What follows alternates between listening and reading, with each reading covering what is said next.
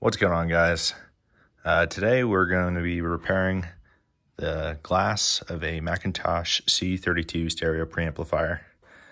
Now this glass has some pretty severe bubbling on the edges here. This repair isn't for cracks or anything like that. It's just for that bubbling you see. Try to get the shadow. So flip it over, you can see right through it. What you're going to need is any three of these instruments. You could scrape away some of the bubbles using a flathead screwdriver. This is one of the window cleaners. Use two hands for this. Box cutter. And then to apply the paint, which is this Rust-Oleum flat black enamel. I'm using these brushes I picked up from Michael's, but I'm pretty sure any hobby shop would carry something like this. They're super small. But yeah, that's pretty much it. What I'll do is scrape off all these bubbles, check back in before painting, throw on the paint, let it dry, and then I'll show you an end product. Should be super easy. I'll let you know how it goes. Hey, I'm back. All right. Got most of the paint scraped off here.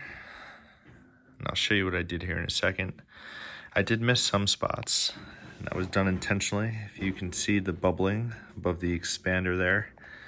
And the reason, and this isn't the case with the like the C26 or C28 where this easily comes off. This is adhered, and it's pretty on there. I don't want to rip it off and then risk damaging the paint more. But what I did to get off the big pieces was use this glass scraper.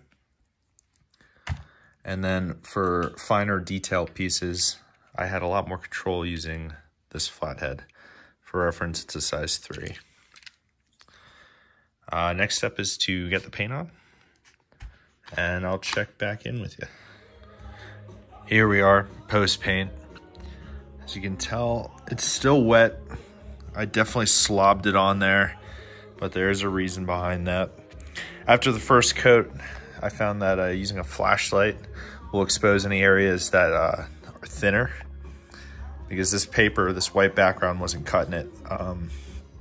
If you are gonna do this, definitely use a lighter background. That way you could see the light come through the glass versus this darker background where it was even kind of hard to tell where I had scraped and didn't scrape the paint off in the first step.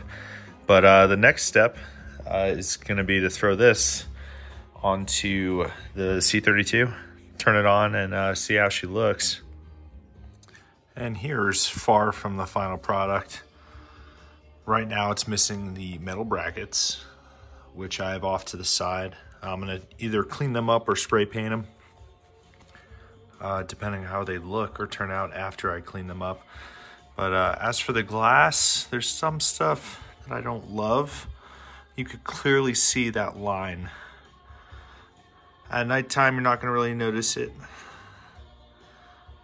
So like when I turn off my flashlight, I can't even see this with my naked eye. But I know when the sun hits it, I'm gonna notice that line.